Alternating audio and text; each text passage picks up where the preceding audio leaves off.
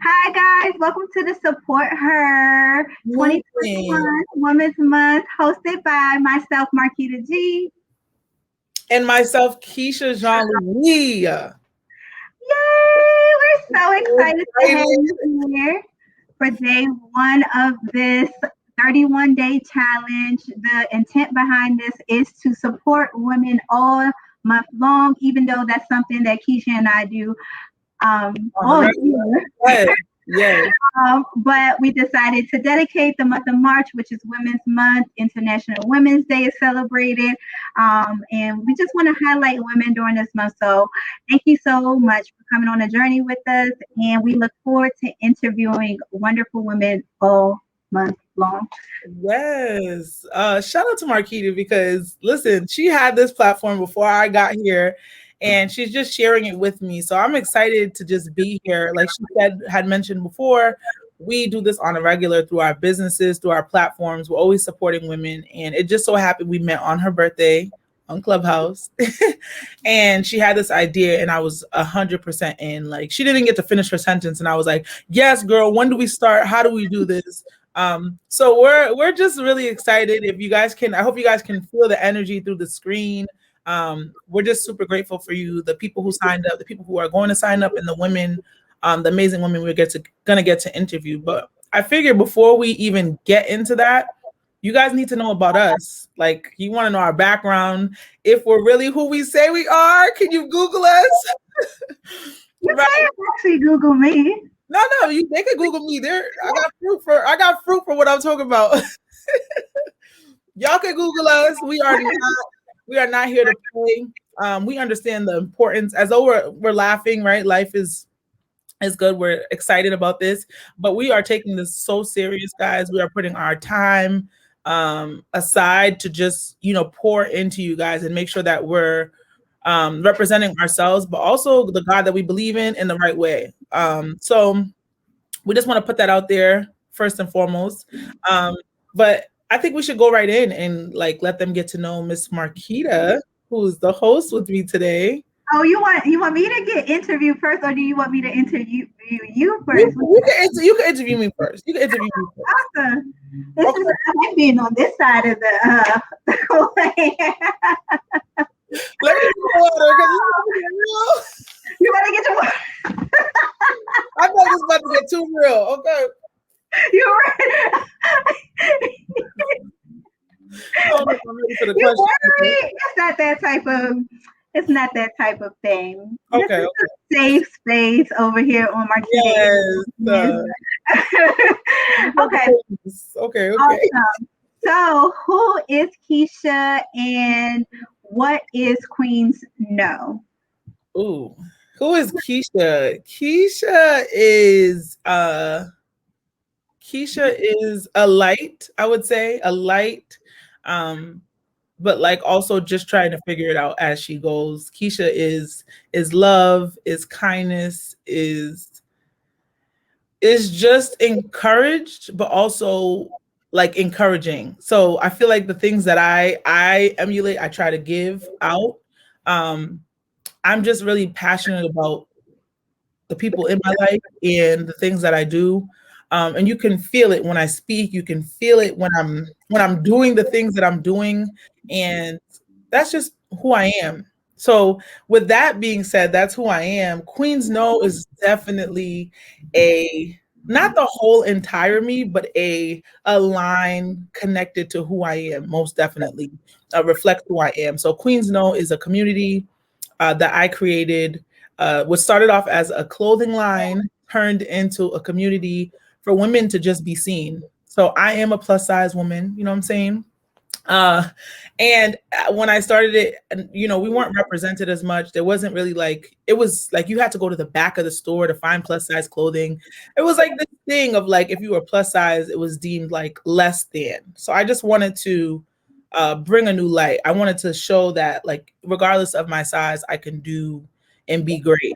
And for most of my life, I played basketball. So yes, I'm plus size, but I've been active for most of my life. So I feel like those are two spectrums that people don't really um, they don't see. So I was very passionate about that. I still am. I still want women to feel uh, beautiful. I still want women to be embraced regardless of how they look, regardless of what society tells them of how they should look.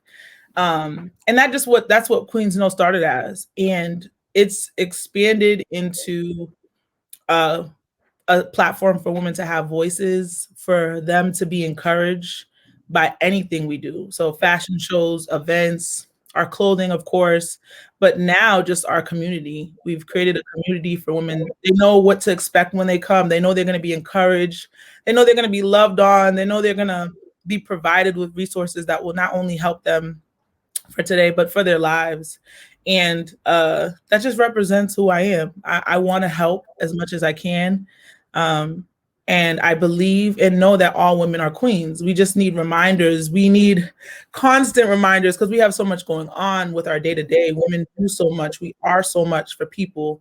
It's only right that, I could create something that could be and serve as a reminder. So that's me, and that's Queens Know. I hope I answered that question. I didn't want to be long-winded, but that's my response. That's Queens Know and Keish. Definitely. That was such a great response. And that's where we align in supporting women and making sure that women feel value and have visibility. So I love that so much about your story. So tell us about your journey. How'd you get here? And I think you definitely missed out. Well, forgot to mention the makeup part of Oh, your. yes, I did. I did. So tell us how you got into your journey. I know you have a story as far as you leaving your job. So tell us about that and what that process looked like. Because, well, I'll tell you mine when it's my turn. Feel free to share that too, girl. We can definitely share. I do the makeup. I'm a makeup artist. I'm not really taking clients at the moment because of the pandemic and everything that's been going on, but I was a certified makeup artist at Sephora before the pandemic hit us. So I do makeup and I enjoy it. It's another element of who I am, right? So like the feeling I get when I do clients makeup, or just to see transformation and how it makes women feel, to like have a lash, to have a lip, to just enhance, just a little mark on their face or anything like that, make them feel beautiful. It's connected to Queens Know also. So that's also something that I do. The question was, what was the question? Sorry. Tell us about your journey, especially the part about you leaving your job and then Okay. going into business for yourself full time. Yes. Okay. So I got out of college in 2014. I was at school at Felician University in New Jersey. And I wasn't sure what I was going to do. So like I said before, I played basketball majority of my life. And I got like a foot injury after finishing my last season. And I was just like, what do I do? Like, I know I can't, play to my fullest potential with this injury. And there wasn't like a timeline on when it was going to stop. So it was a foot injury. It was called plantar fasciitis. And yeah. So I ended up graduating and I was like, I need to get a job. I got out of college and I never had a job because I had like seasonal jobs, like, summer camp, anything that would just kind of end within the summer, after the summer, because I was playing basketball. And if you know anything about basketball, it takes up all of your time. You have AAU, even when the season's over, you still have programs that you're in. Mm-hmm. And that was something I wanted to pursue. Like I saw myself just like playing in the WNBA. Like that was it for me. Like nobody could tell me what else I was going to be doing. So when I got out of college and things weren't going as I planned, I just went looking for a job. But it was difficult because I had no job experience really. Like all my resume had was like just like seasonal stuff, and they're just like, girl, like. So finally, after like a year of just like maybe a little less than a year of just being like broke and just not having no money and just trying to figure out what am I gonna do? Do I just go back to school? Not sure. I ended up getting an interview, and during the interview, the manager saw that I played basketball and he loved basketball. So I feel like that was the only reason I got the damn job, to be honest. And it was at an investment firm. And Oh. yes, it was at an investment firm. I had no idea, nothing. I knew nothing about stocks, bonds, trading. I was literally just like on this interview smiling, and I was like, God, like I need a job. You know, I need a job. And this man was so smitten by me because of basketball. And he was like, wait, you went here, you did this. And he saw that like I accomplished a lot in basketball. And he's like, wait, you know this person? So he knew the coaches that I was with, and the referral that my coach gave me also was the icing on the cake. He said he never heard such a great referral and things like that. So that was just God moving, y'all. And I got the job. Had no idea what I was doing. The minute I got the job, 3, 4 people quit. So they have this new person, and now they have these people that were trained to do the work they were supposed to do. And I literally was thrown in the fire. And long story short, I learned quick. But I feel like I adjusted just on all the things I've learned through basketball and all those things. I'm like, okay, this is teamwork, you know, where everybody I can learn. I feel like I can learn pretty quickly. As long as you show me something, I can do it pretty quickly. So that's basically what happened. I was thrown in the fire and I took on a lot quickly. And I think because of that, they trusted me. They trusted me, and they kind of just like he took me under his wing. And even when I did something wrong, because like the thing about stocks and like the work I was doing is people's money. So if I made a mistake, these are not like baby mistakes. These are people's accounts and their investments, their livelihood. So if I did make a mistake, he would just protect me, and I just had a covering while I was there. So I stayed there for 3 years. While I was there, I started Queens No.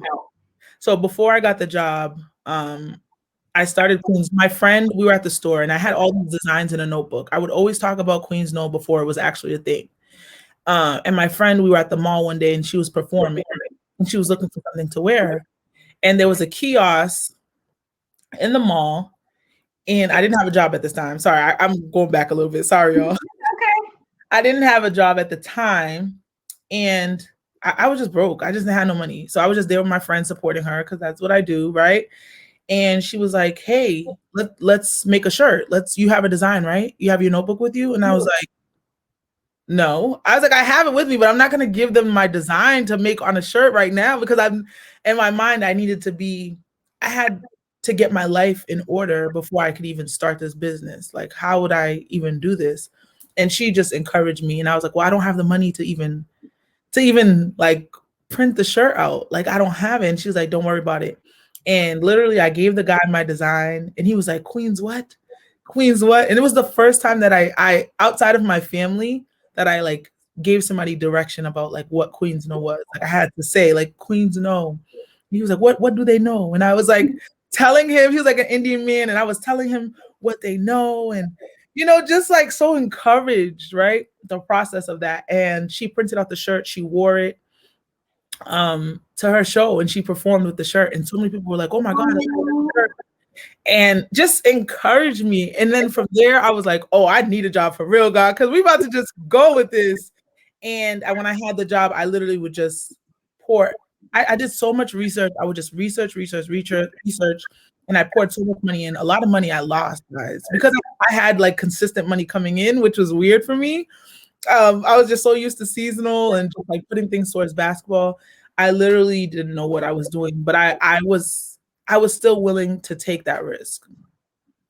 So fast forward, I start Queens No. But while I'm starting Queens No, this is important for you guys to know. I was so broken. There was so much trauma and things I did not deal with. So they showed up in my business. And that I thank God that there was a moment where I had to stop doing Queens No just to get my life together, to get my soul and my mind and my body together, because I was so far gone, guys. Even though this is who I am as a person. Like, I think it's the underlining. It was important. I had the right intentions, but I wasn't the right person at the time to deliver the message to women because I had my own stuff. So, child, doing Queens No, like, I would be invited to do fashion shows. I would be in these rooms, but I wasn't ready to be in them. So my attitude, I'd be impatient, I'd be rude, I'd be doing things that are like, okay, girl, you this is Queens No, but what you're not, are you sure you're the founder of this? You know what I'm saying? I started while I was there, and then God kept telling me, like, okay, it's time to transition. You're leaving this company. I was like, oh, that's great. I could feel that. It's time for me to go. Um, but for me, like, I feel like God want, like, I wanted to have another job. I wanted to have security and just kind of move forward in the next thing. But God was not. And when I tell you guys, I was interviewing after my second year, I interviewed for a whole year, couldn't get a position. And I had the experience this time. I had referrals. I even had my manager behind me. Like, he didn't know when I was gonna leave, but he's like, if you do decide to leave, you know, you can always count on me. This guy loved me, guys. When I tell you he loved me so much. And I just couldn't land a job. Couldn't get a job. It didn't even make sense. I was just like, some of the jobs, I was like, I know I'm overqualified. Like, just couldn't land a job. And it was just like, I felt God was telling me, still, you have to leave. Like, you need to leave. You need to put in your letter. And I wasn't listening, guys. I was not listening, to the point where I got into a bad car accident, like really bad. Like, I thought I was going to die. And I ended up in the hospital. And like, I was like bed rest. Like, I came home, but I was just not able to move for like 2 weeks. Like, it was bad. And during that time, I felt like God was speaking to me so loud, so clear. Didn't I tell you to leave this job? Didn't I tell you to slow down? Didn't I tell you not to be with these people and do these things? And I was just like, ooh, okay, God, I hear you. I understand now. So after the accident, I went back to work, and everything that could go wrong there, like even my paychecks, which makes no sense, right? My paychecks were off. Everything you could think of was wrong. And I was like, all right, God, I'm going to do it. I'm going to do it. So it wasn't until I gave my resignation letter that things kind of got back in order. And I didn't have a place to go. I was embarrassed that, like, okay, God told me to do this thing, but I can't see anything to, like, you know, I can't even explain to my manager where I'm going. He's like, where are you going? And I'm like, I'm not disclosing. That's what I really was telling them. This girl about to go on reality TV. Like, what's with this girl? And I was just like, I'm not disclosing, you know, but I am, just know I'm going to be well off. Girl, I'm saying this stuff, but I'm not even sure what is about to go down. So I leave the job, and I want to say that was probably the best decision I could have made. I left. I was scared, guys. I had no idea how I was going to, like, I had my investment account. So that was good. I knew how to manage money. I was learning a lot of things I didn't know. But I'm like, this cannot sustain me forever. Like, who wants to leave a job and not have another job like right away, right? I worked it out. I'm not gonna go all the way to details because I feel like this is going longer than I want. But oh no, you're fine. I could go. Okay. So I ended up leaving, and as excited as I was scared. I was so scared to the point where I was like, I can't even touch Queens No, because Queens No was something that I was making money, but I was also putting the money I was making for my job into it. I didn't even know how to, like, I was like, I got to stop Queens No for a second. Like, I just literally just stopped. I didn't announce anything. I was just like, I can't do Queens No right now. I need to know what God wants me to do. And it doesn't feel like it's Queens No right now. And so at that time, my sister has her own practice, and she was looking for someone just to do little work around her office, but she couldn't really find anybody.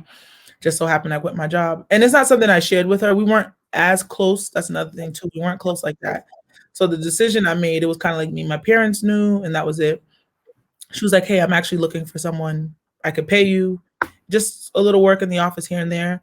And I was like, okay, when do you want me to start? She's like, 3 months. So, and within those 3 months, I was just like, just kind of preparing myself and just like, okay, I can't do the vacations that I normally do. I can't travel. We're gonna have to cut down some costs. Like, I can't go out to eat how I was doing. I can't do my hair all the time. Like, I can't go to the hair salon. I knew that it was just difficult for me because I was so used to just being on my time and doing things my way. So those 3 months were kind of like my time to really reflect and be like, all right, Keish, you really can't move how you was moving. Can't get my nails done how I used to get my nails done. Just can't shop. I was so stressed, guys. So I started working for my sister, and I know the money that I'm working for my sister that I'm supposed to be saving a majority of it and just like paying for things like my phone bill, just groceries, surviving. So that's what happened. I worked for her for maybe 9 months, eight, I think 9 to 10 months, basically a year.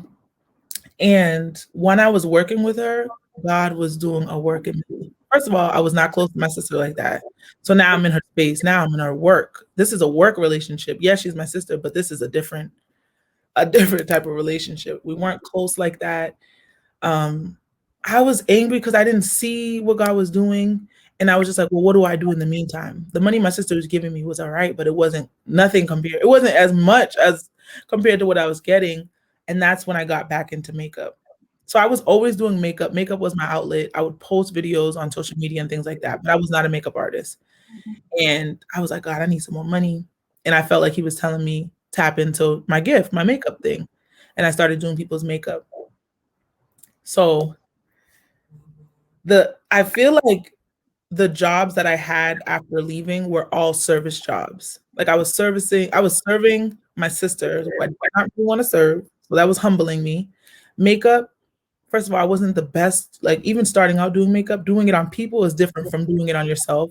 So people were not happy with their face. I had to restart and like just humble myself. I feel like God was changing me, guys. Like just my character, just literally like breaking me down to the lowest so that he could just really clean out my heart because it was not I did not want to serve nobody. If somebody told me like I'm a servant, like that I am is the one I would probably stay furthest away from. But that's like the I am that I say every day. I am a servant. I am serving.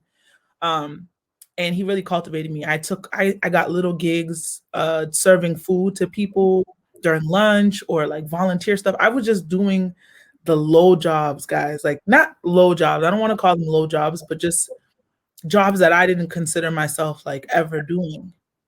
And I was grinding. It was a season of grinding, but also I feel like God was just me and molding me into the person that I am today. So y'all, uh, after that, I was started going to therapy. There's another thing that God was heavy on me about. There was a lot of stuff that I didn't even know I needed to deal with. I was not here for therapy at all. But once I did the therapy and those things, and I started to like really heal, this took time. This did not happen overnight at all. Then I finally felt like I was ready to do Queen's No. And since then, it literally it changed. It changed. It wasn't just about the clothing anymore. And it started to because my reasoning was different. I feel like my business reasoning changed also. And Queen's No just started to grow. It started to grow in a way where I was like, this is not me. I know this ain't me. And I know that the message is not, it's not something that comes from me, but something that as I was getting closer to God and trusting him and leaning on him, not having no money, not knowing what to do, he really just, he just changed my life. So I hope that answers the question. I know that was long. No, no, no. It was definitely informative because some of our story is aligned, especially when it comes to the transition and working on your heart. I had the same experience when I up and left and did my faith walk. So yours was quitting your job and mine was my faith walk when I moved to LA. And it was hard for me to explain to people that God is like, to me, you need to go, you need to go. Right. And so, I mean, our stories are super parallel. And when I got there, I just thought I was going to be back into my legal field and just making money. I didn't think that God would strip me too as well to work on my heart. And I discovered during that time, like you said, the same thing. I had so much trauma, so much built up frustration. I have I'm working on relationships with my siblings. It's just the same. It feels like it's the same story. And I didn't even know any of this about you until you just shared it down.